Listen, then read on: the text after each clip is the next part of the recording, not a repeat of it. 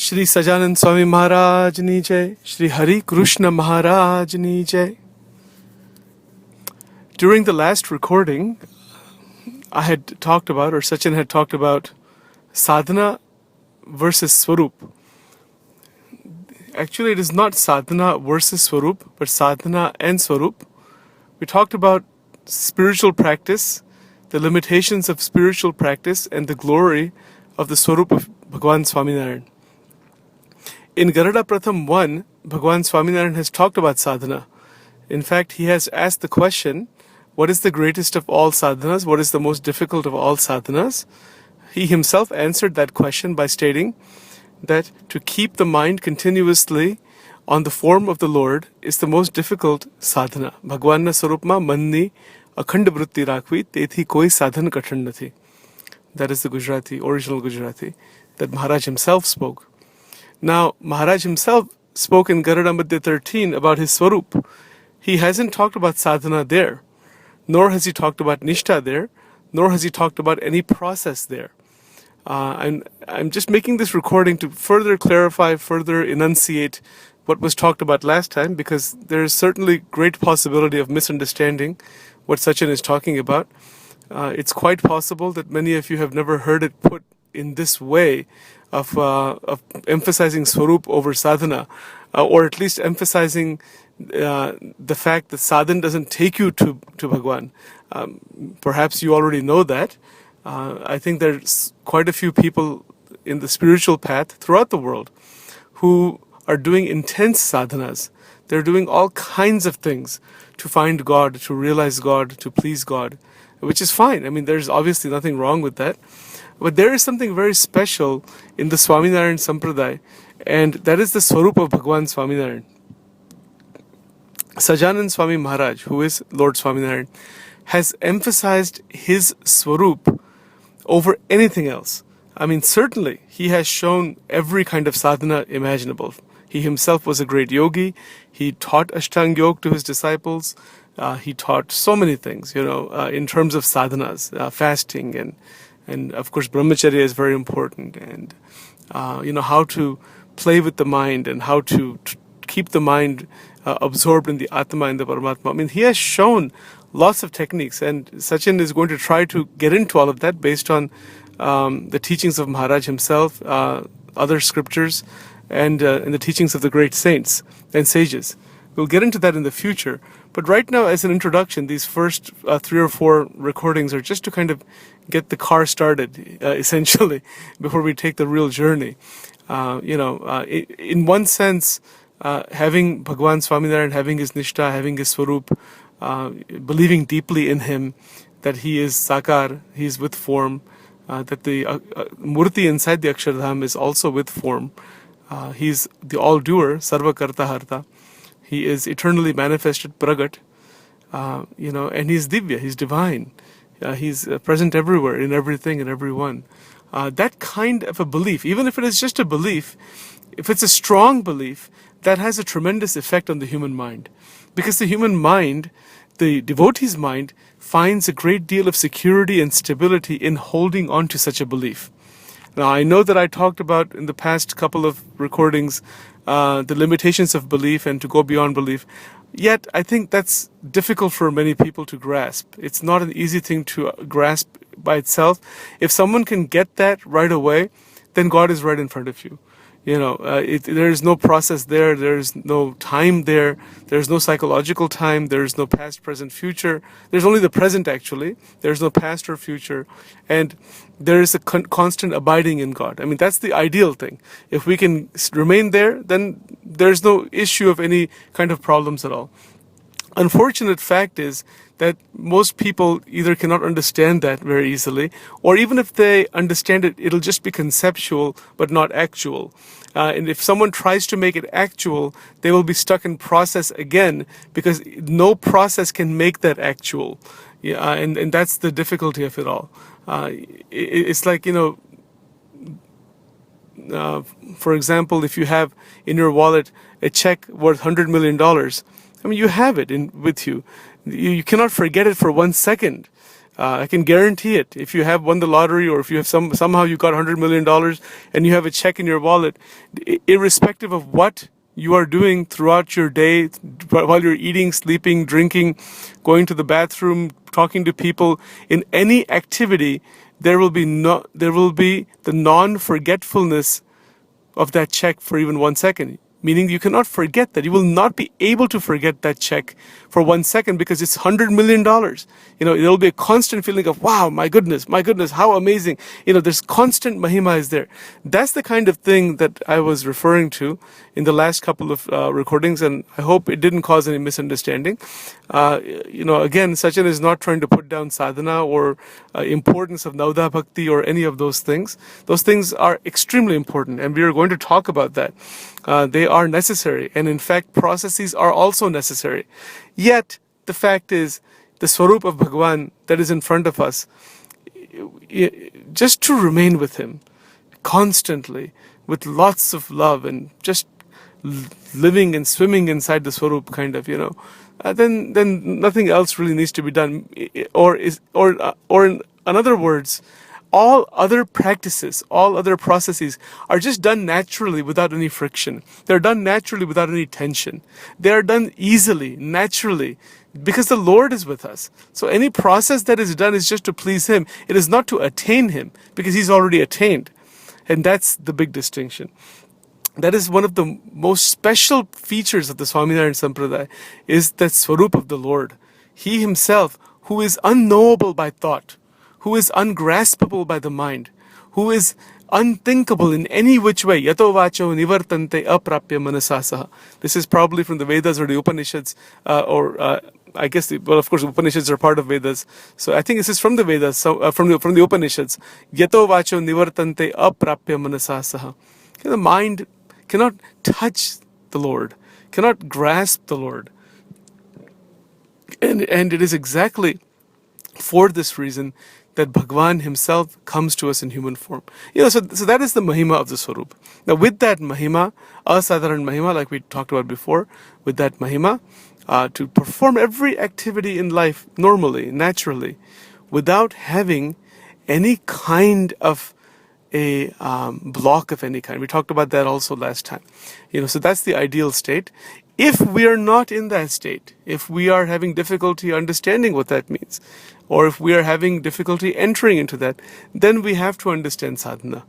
Then we have to understand sadhana with the hope that someday that this sadhana will end and the Swaroop will be realized, because that's where most people are. And that is the reason why the mind is so tricky. Because see, the mind with its disturbances is such a complex problem that there are two options. Either we can try to solve that problem by the sadhanas that Maharaj has solved, which we have to try to do, of course, or we can throw the problem away and just remain in the Swaroop. So there's a difference between trying to solve the problem using the mind itself, of course using the techniques Shiji Maharaj has shown, Gunatidan Swami, Gopalan Swami, Nishkulan Swami, Bhagavad Gita, all, Ramakrishna Paramans, whatever he taught, these great saints and sages, whatever they have taught in terms of the mind and how to remove the disturbances, those sadhans will certainly help us. And we should be doing them. There's no question about that. But the fact is that there is a difference between trying to solve a problem versus throwing the problem away. The dropping of the problem, the natural dropping of the problem occurs once again by extraordinary mahima. And that's the best thing, the natural dropping of the problem. Then there's a natural remaining inside one's own atma, one's own natural state, one's own silence, one's own non-disturbed state. And in that sthita prajna state, in that non-disturbed state, then we do bhakti. See, even Sriji Maharaj said, "Ke je Brahmarup thai, enech Bhagwan ni bhakti no adhikar che." We're doing actually the opposite thing. We're doing bhakti to become Brahmarup, and then to do that, and then to do that next bhakti that is done after Brahmarup. You see that? So actually, we have to start with Brahmasthiti and move into that bhakti of Bhagwan. But how do we start into Brahmasthiti? That's the problem. So sadhana is required to understand the nature of the mind, to turn the mind towards God, because the mind is a very, very big and complex thing to grasp. Well, we're going to get into this in much more detail as time goes on. But the fact is that the mind is nothing but a massive disturbance. It is an incredible disturbance. In Gunatitanand Swami's Vato, he has said, Sukshma dehano kajiyo bhare che. Sukshma deha means the subtle body. The subtle body means these thoughts, these various emotions, the contradictory emotions, the conflictual emotions, liking one person, not liking another, the I and the mind. I mean, all that thing that is that mess that is there, that is blocked inside the mind, that is called Sukshma Deha. That is called Sukshma Dehano Kajiyo. Kajiyo means this kind of all these confusions and fights and everything that's going on, which then has impact in real life with real people, and hence we have the world today, which is constantly in conflict. So that is the problem that has to be solved. Now, sadhana means spiritual practice. Garada Pratham number 1 is talking about spiritual practice. Shreeji Maharaj has used his own language. Maharaj said, Bhagwan na swarup ma manni akhanda vritti rakvi, tethi koi sadhan kathan nathi.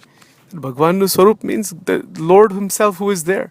Whatever one's Ishtadev may be, if you're worshipping Lord Rama, Lord Krishna, Bhagwan Swaminarayan, Lord Shiva, if you're a Christian even, if you're worshipping Jesus Christ, or if you're Muslim, if you're worshipping Allah, however you're approaching God, however the approach may be, ultimately the truth is only one, ekam sat vipraha bahuda vadanti, that is only one, and you are trying to realize that form of the Lord who is in front of us. So Maharaj himself in Swaminarayan Sampradaya, as it is taught, and Shriji Maharaj himself showed this fact, that he is the Supreme Lord. He placed thousands of people in trance, in samadhi, and gave them all of the spiritual experiences of the transcendental states, and had shown that he was the Supreme Lord in human form. So he's talking about that Swarup. Yes, so sadhana implies placing one's thoughts, emotions, feelings, and all other ideas, conceptualizations, and everything else that is in the mind, placing it all within the murti of Bhagavan, meaning concentrating all of that in Bhagavan. It's a type of dhyan. We can use the word dhyan also, because dhyan can be understood as concentration. Now, when we consider this process that occurs mentally, psychologically, one has to be very cautious of the reactive nature of the mind itself.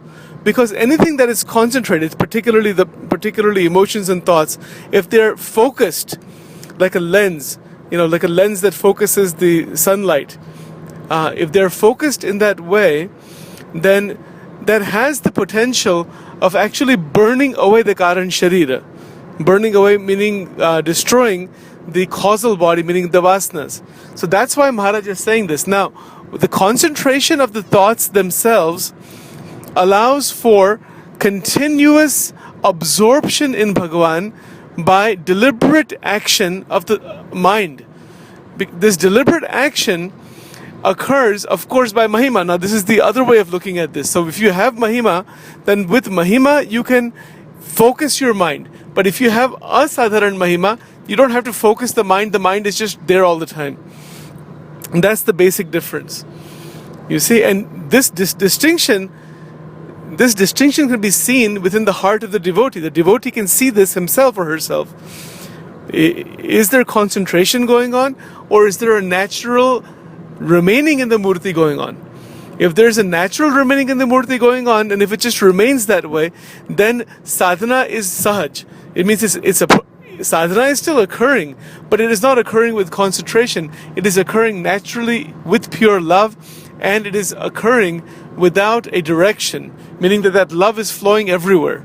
Like we talked about last time, Jaya Jivete Ramaji Biju na bhasere. Right? So we mentioned that before. Again, that's the end point. That is the ultimate state. Now, going back down one step level, back to the sadhana level. In sadhana level, there is concentration. In concentration, there is unfortunately conflict. Now, the conflict is always going to be there as long as the Karan Sharir, the causal body, remains. The destruction of the causal body ends the conflict. And there's the process of time. I mean, there's the factor of time there. That, do this sadhana, do that sadhana, and then this continues. Now, within the sadhana of Akhandavritti, which is the ultimate sadhana, all other sadhans are absorbed in that. All other sadhans are inside there. all of the niyams of the Shikshapatri are within that. Not taking abhava gun is within that. Doing seva is within that. Listening to Leela Charitra of God, that is within that. Doing Navda Bhakti, the 9 forms of devotion are within that. All of that is in sadhana, in the sadhana of Akhand Vritti. Because Akhand means continuous, unbroken, uninterrupted, a state of mind that is connected with Bhagavan. The Akhand Vritti is really not a goal in the mental state. It is, the Akhand Vritti is not a goal as far as the way the mind thinks of the word goal. Akhand Vritti, the way Maharaj has meant it, according to me at least, according to Sachin, and that is that it is not a goal that is finite, it is a state that is abiding.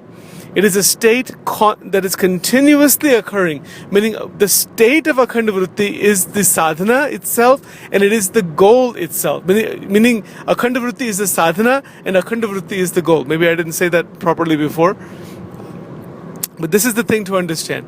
Akhand Vritti means the constant, unbroken contact with the Lord. This is due through mantra, the Swaminarayan Maha Mantra. This is due through other mantras also, if one is worshipping other Ishtadevas, whatever it may be. But the fact is that this kind of unbroken contact is what we're looking for.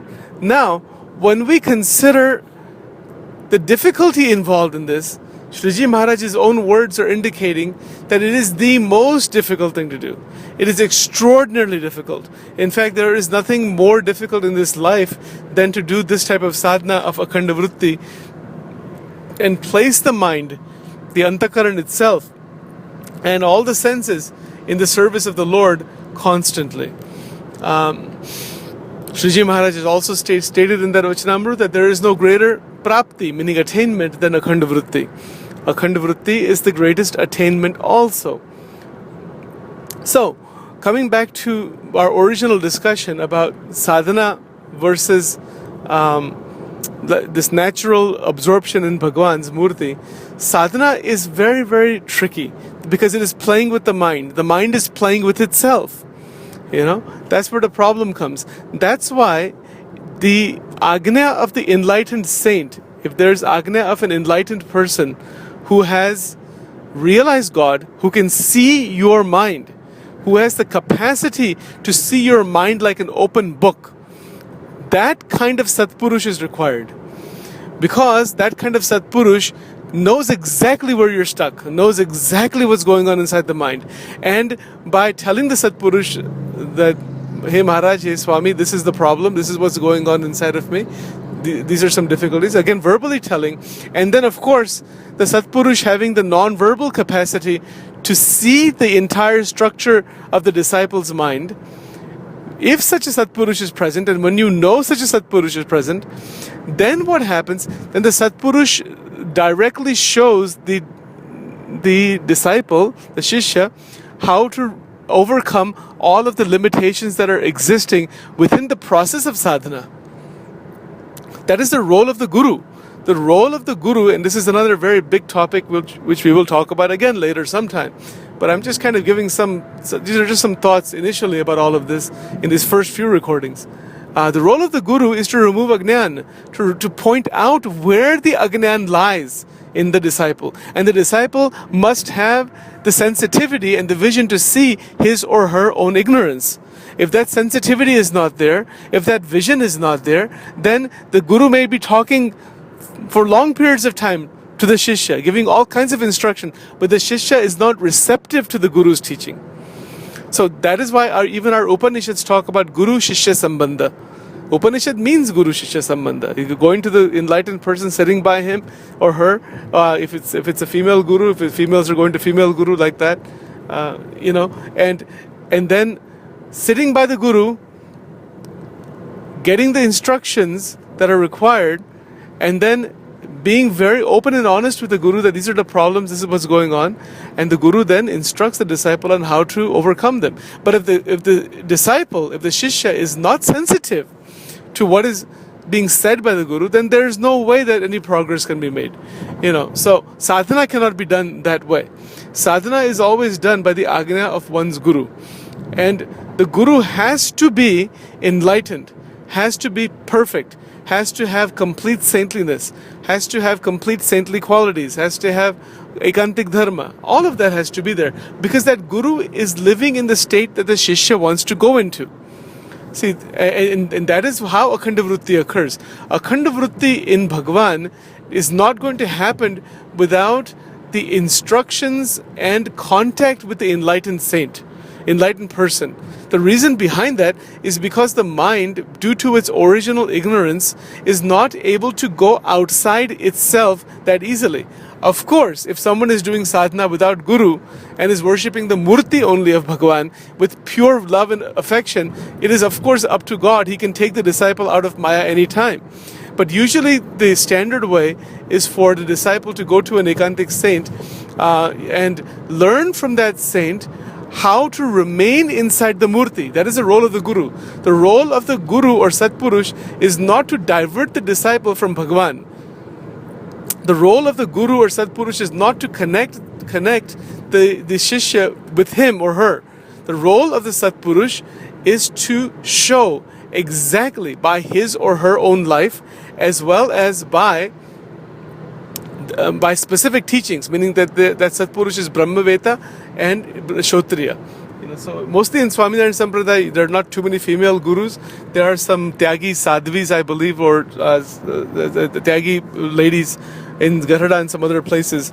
And I suppose they're acting as guru for some of the female disciples. And Sriji Maharaj, I think in Garada Ante 9 or 11, has talked about this also. That if there's a female guru, then the female should go to female gurus. I just want to mention that here. But the fact is that Brahmanishta and Kshotriya are the two qualities that Guru must have. Obviously, it has to be there. Brahmanishta means one who is clear about the Brahman, one who is completely established inside the Brahma Sthiti, or one who has Nishta that he is Brahman. But Brahma Sthiti, we can kind of really say that in that sense. And then Kshotriya meaning the capacity to explain to the disciples that the specific agnan, specific internal blocks exist, and then how to remove them, how to get rid of them. Now again, it is up to the disciples to learn from each other also, as well as to share with each other. That's part of the reason why Sachin is making these recordings. It's for my benefit to hear from all of you what your thoughts are, and this kind of exploration is necessary. This kind of internal exploration is necessary because there are so many gurus, there are so many different books there are so many different teachers, but ultimately we have to learn from everywhere, learn from each other.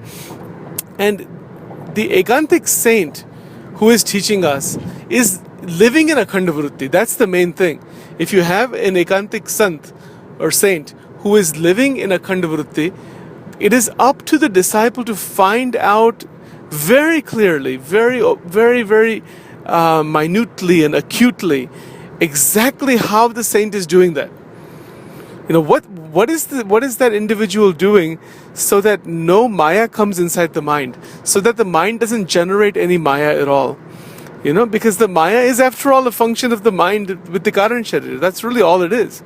And the saint has been able to take his thoughts, feelings, his memories, put them all inside a continuous absorptive link with Bhagwan without any kind of break. Because that break is Maya itself, like Sriji Maharaj has explained in Garada Pratham 1. The question was asked to Maharaj, what is Maya? And Maharaj said, "Je Bhagwan na Swaroop nu dhyan karta, adu avran kare, ye Maya. Ye Maya che." So that is Maya. Maya is not some physical object somewhere. It's not like that. It is all of those things that are distracting the absolute connection with Bhagwan. That is Maya. And that connection is itself important because that connection has within itself tremendous intelligence. The normal intelligence of the individual that is working, that normal intelligence that is functioning is is functioning in a very limited, restrictive way. But when there's a state called Sadbuddhi, see, Sadbuddhi means that kind of intelligence that has decided clearly that I want to completely absorb in God. See, this is a decisional factor. In our field of psychology, there is a term called decisional balance. Decisional balance means, which way does the scale tip, to do something or not to do something. But when there is a decision made by the devotee, a clear, firm, unbroken decision that says, I want to realize God, I want to please Bhagavan under any circumstances, come what may. That kind of a absolute decision, once it is made, and then if it remains unbroken throughout life, that is the goal. But that kind of decision is no easy task, because you may make the decision for some period of time and then it'll break after some time and then start the process all over again, like we talked about before in a couple of other recordings. So this problem again can occur. That's why Shriji Maharaj is saying that yes, sadhana is there and Swaroop is there. Maharaj has talked about his Swaroop, and once that Swaroop is seen, how it is, its divinity, completely seen, then there is no issue of any problem in sadhana, because then sadhana will become like a one-shot deal. It will be done in such a way that it will directly touch God very, very quickly, and that's really the goal. Otherwise, we'll keep spinning around. Like I used the term cyclical sadhana before, and that'll keep occurring, not just in one lifetime, but in many lifetimes that will keep occurring. And if that happens, then a person will become a yog bhrashta even at some point. A yog bhrashta atma is one who has tried to realize God but has lost the fight with the mind, because there's a fight going on, obviously, like we've been saying, and has lost that fight, becomes yog bhrashta, is born again because of the vasanas and karan sharir, and then starts his sadhana again. I've heard certain sadhus in Swaminarayan Sampradaya state that if a mumukshu in this way, if a spiritual seeker in this way is doing sadhana and is a yog bhrashta for 100 lifetimes, then only he becomes like the gopis of Lord Krishna. Just imagine this thing. Very, very interesting. So again, is it possible to become gopi right now? Sure it is. Of course it is. That is what the human birth is for. We can be that right now. All we have to do are do two things. Three things. One, of course, is find real guru who is living in Brahmasthiti, touch his feet, ask him about Brahmasthiti, ask him for Brahmasthiti, his blessings, that will be God's blessings inside of him, and find out completely how he's living inside Brahmasthiti without any break. How he's living in that state of Maharaj without any dosh, but by his life. Okay, so I won't mention any particular guru here, because there are so many different gurus, and if I mention anybody's name, then there may be a problem. Then you'll say, oh, he's not a real saint. This is not a real saint. And there's all kind of controversy about that. So leaving that aside, you select who the guru is, but the guru has to be 100% pure. Guru must be someone who was never in Maya before, who is not in Maya now, and who is completely enlightened. And how can you recognize that? You can recognize such a saint by going near him, and your mind becomes very silent and pure and quiet just by his presence. That is a real guru. That's how you will recognize the real, true enlightened saint. There are a lot of people who are talking, even Sachin is talking right now. That doesn't mean very much, it's okay. But what does mean something is that the stopping of the mind, the natural stopping of the disturbances within the mind, when we are going near an enlightened saint, that is considered to be a real guru. And Shriji Maharaj has said in Vachanamrut, I think it's Sarangpur 6 if I'm not mistaken, that Naimik Sharanya Kshetranu Vachanamrut Manomaya Chakrani Dhara Kuntit Thai Jai and Tya Kalyan Ichhu, that thoughts of the mind become completely stabilized and all of the different dispersions are stopped. There's steadiness, and in that steadiness there's recognition that this is an enlightened being, and that is where moksha exists, because at the feet of the Sadguru, that is where moksha exists. The feet is not just the physical feet, but the devotee's mind remaining at the feet of the Guru. Because at the feet of the Guru lies absolute understanding of remaining inside God. And when the Shishya goes to the Guru with complete humility and seva bhav and a jignasu bhav, one who is wanting to know, when a Shishya goes to Guru in this way, then Guru blesses him. And Guru is ready to give him what he wants to give him. You see, but most people go to saints, like almost 80-90% people, because they're going to saints and all that, because they have some material problem and all that, which is fine. That's okay. That's a good place to start. We want to get our material life taken care of. So that's also very, very important, because if there's problems in this regular world with the physical body and with financial problems and with family problems and everything else, then there's no chance of even realizing God. Not that easily, at least. So most people are going like that, and then they slowly turn towards more spiritual development later on. But this is the fact. So we are looking to see how disturbances can be stopped. We're looking to see how akhanda vritti can occur through sadhana. As part of sadhana, there is Navda Bhakti, there is the 9 forms of devotion, of course. And to be engaged in that again and again and again is wonderful. But like was mentioned before,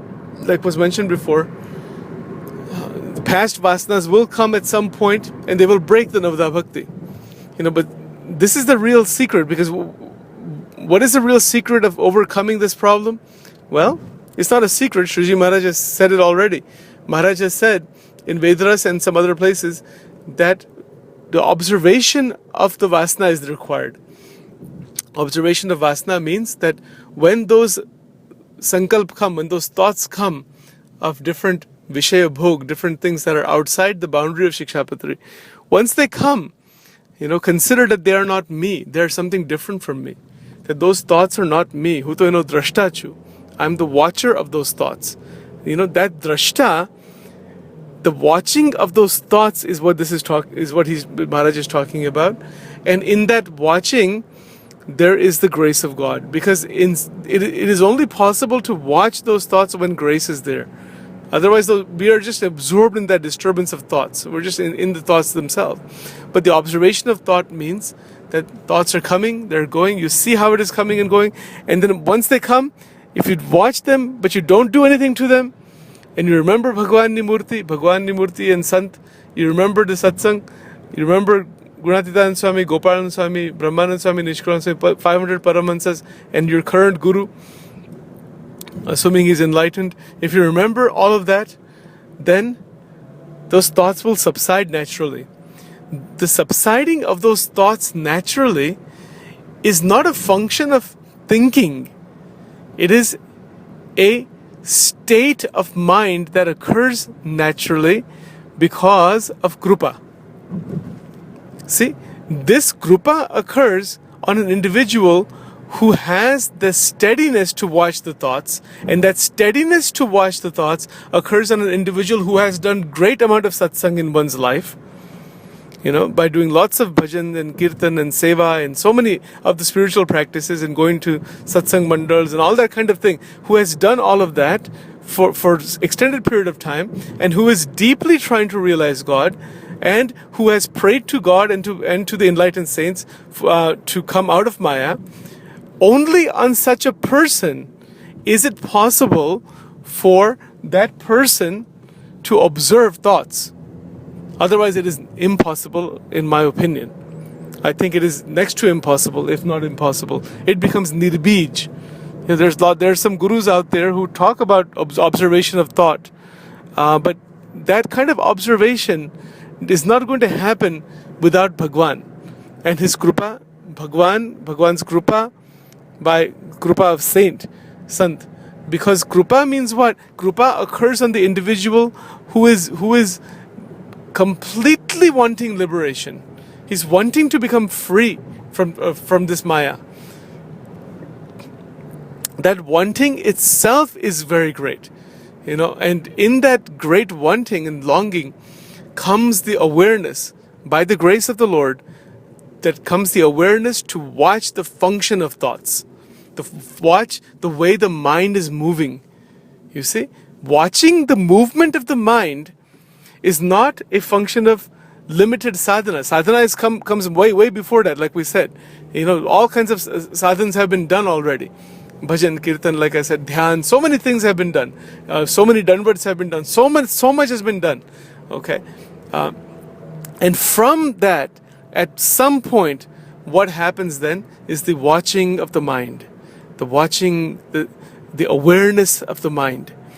That awareness of the mind is real freedom to act within the mind and to use the mind as necessary for external action. That is critical. Like Gunaditananda Swami said, Nirantara Sarva Kriyama Pachu Valine Jo. That is awareness. You see, to be able to do that is part of awareness. Shriji Maharaj said, Janpana Rupe Darvaje Paramahansa Upache. That is awareness. That Gunaditananda Swami said, Sarva Kriyama Pachu Valine Jo, that's one thing. But then he also said that Kriya Roop na thao. Kriya karta karta Bhagwan nit sambharva, Kriya Roop na thao. That means while performing action, don't forget about the awareness that God is with you all the time. And otherwise we just become absorbed in the action and forget about the Lord.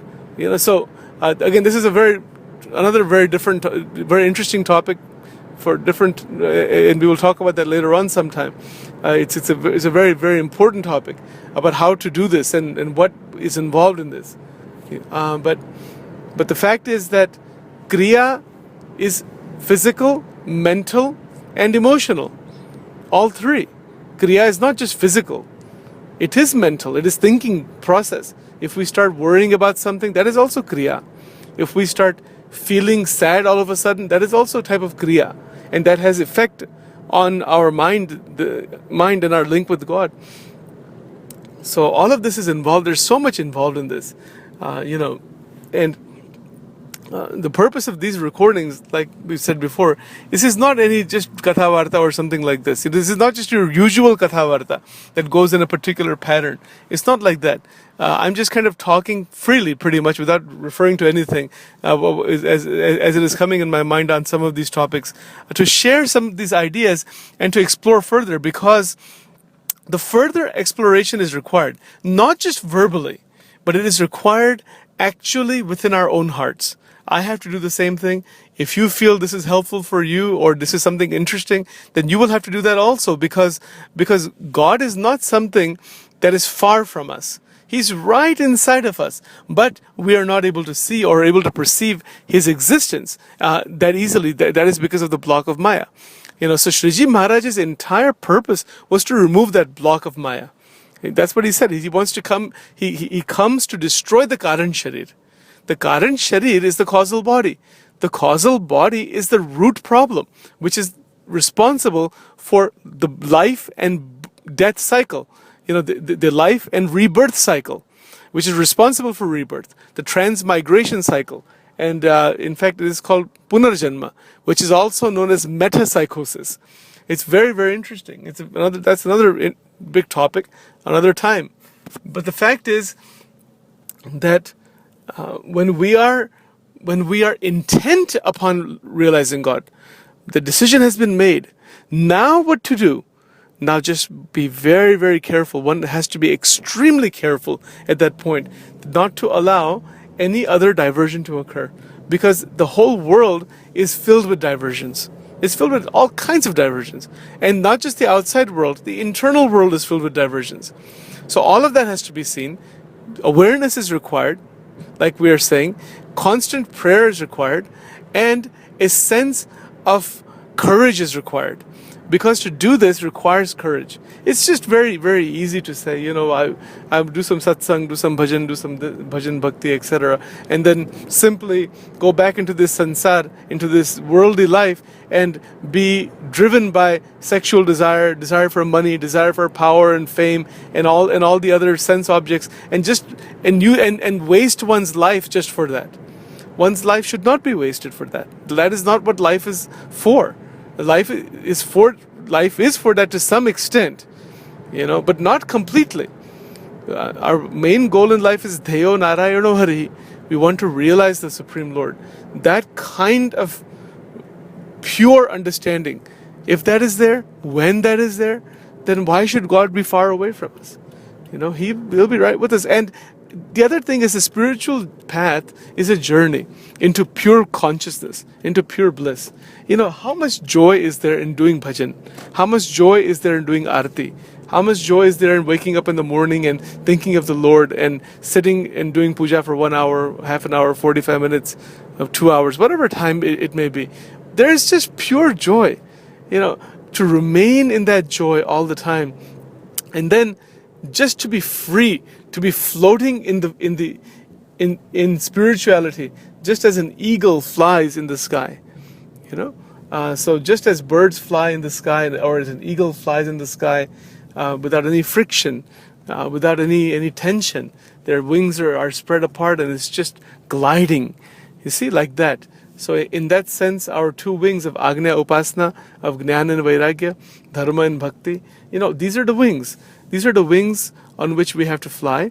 These are the wings given by Bhagwan Swaminarayan and the Ekantik saints, the Paramhansas. So let us pray to them that we shall continue our journey on the spiritual path.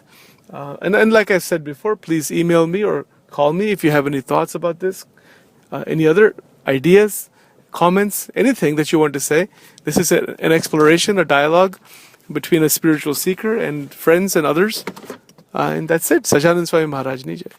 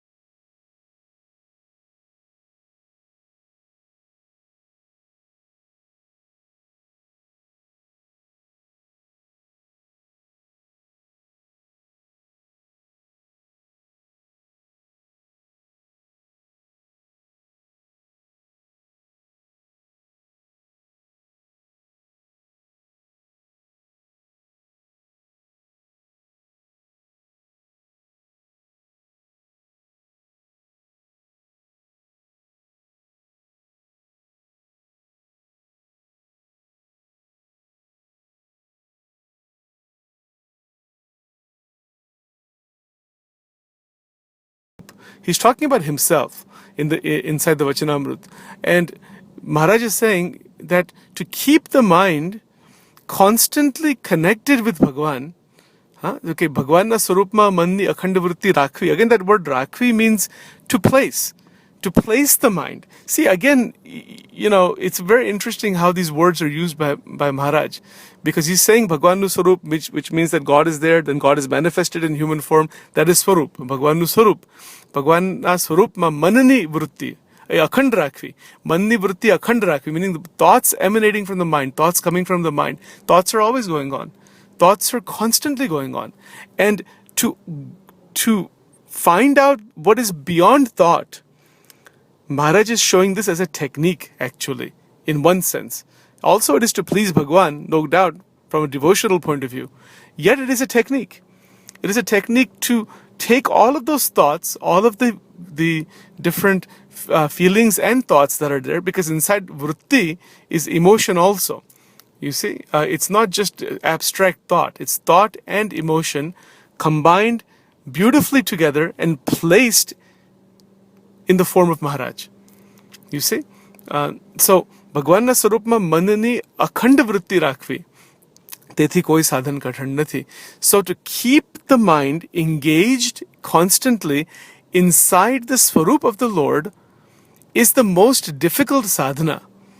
The reason that it is difficult is because there is another thought, a predominant thought, that is trying to overcome all the other disturbances and stop those disturbances and focus the mind completely, concentrate the mind in God. So this is a type of concentration.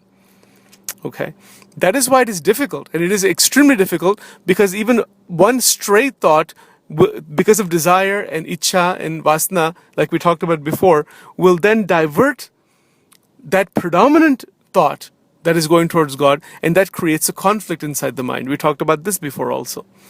So that's why Shriji Maharaj is saying that it is the most difficult sadhana, because sadhana implies conflict. Sadhana means one thought trying to control everything else within the mind. Not just control within the mind, but to take whatever is going on inside the mind and put it inside the boundary of Bhagavan Swaminarayan himself. Put it inside the boundary of